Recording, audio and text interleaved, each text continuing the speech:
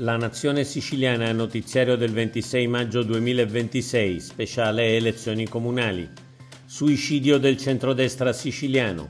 Una sconfitta netta per il centrodestra in Sicilia, una sconfitta cercata con determinazione, figlia soltanto dei propri errori e delle proprie divisioni e soprattutto di sottovalutazioni dell'avversario. Il centrodestra governava 11 comuni, di cui 2 capoluoghi su 17 al voto con il sistema proporzionale e il centrosinistra 3. Adesso il centrodestra ne governerà solo 4, Milazzo Augusta, Ribera e Carini, senza capoluoghi. Una vera e propria debacle. La sinistra ne avrà invece 5, Marsala, Lentini, Enna, Floridi e Termini Imerese, in attesa della quasi inevitabile vittoria ad Agrigento. Agrigento come volevasi dimostrare.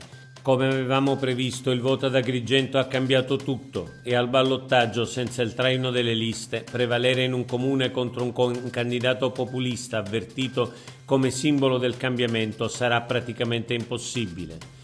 Osserviamo il voto disgiunto.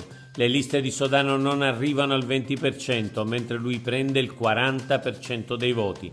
Le liste sommate del centrodestra arrivano quasi al 75%, mentre la somma dei voti dei 2 candidati non raggiunge il 50%. E al ballottaggio sarà peggio, e Lavardera è diventato il probabile candidato della sinistra alla presidenza della regione.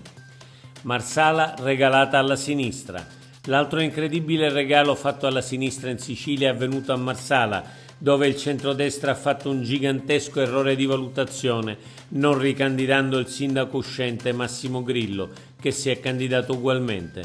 Il centrodestra ha invece presentato la veterana Giulia Adamo, con il risultato di un enorme voto disgiunto andato dalle liste del centrodestra al sindaco uscente. Questo ha consentito alla sinistra di vincere a Marsala, quinta città siciliana per popolazione con 80.000 abitanti. A Enna il PD umiliato da Crisafulli. Nel capoluogo più alto d'Italia è tornato Vladimiro Crisafulli, il barone rosso, che si è già dichiarato sindaco comunista. Ha vinto alla grande con il 64% dei voti. Il PD non gli aveva concesso il simbolo e lo stesso hanno fatto i 5 Stelle. Lo hanno apertamente osteggiato Sinistra e Verdi di AVS e Lavardera. Lo hanno però appoggiato sotto banco parecchi democristiani e leghisti. La sua elezione con il pieno di voti ha di fatto costituito un'umiliazione per l'area del segretario regionale Anthony Barbagallo e della segretaria nazionale Elly Schlein, che da lui non si sentivano rappresentati. Messina conferma Basile e De Luca. Sud chiama Nord di Cateno De Luca si conferma una realtà profondamente radicata nel messinese. Il candidato di De Luca, il sindaco uscente di Messina, Federico Basile, si dimostra apprezzato dagli elettori e vince al primo turno con il 58% dei voti. Il centrodestra si attesta al 30%, mentre la sinistra si ferma attorno ad un marginale 10%. De Luca si conferma quindi ago della bilancia per le prossime elezioni regionali siciliane, anche se l'ipotesi di una sua alleanza con la sinistra appare preclusa dal voto di Lavardera, di AVS e persino dei 5 Stelle.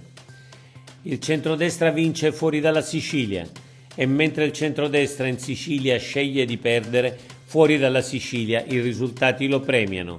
Vince largamente a Venezia, risultato assolutamente inatteso, e conquista Reggio Calabria dopo 12 anni ininterrotti di governo della sinistra, con risultati buoni in tutto il resto d'Italia. Molto efficace la dichiarazione della Meloni a proposito dei pronostici sbagliati della sinistra. E anche oggi il tanto annunciato crollo del centrodestra. Lo rimandiamo a domani. Oggi è tutto per l'informazione del quotidiano La Nazione Siciliana.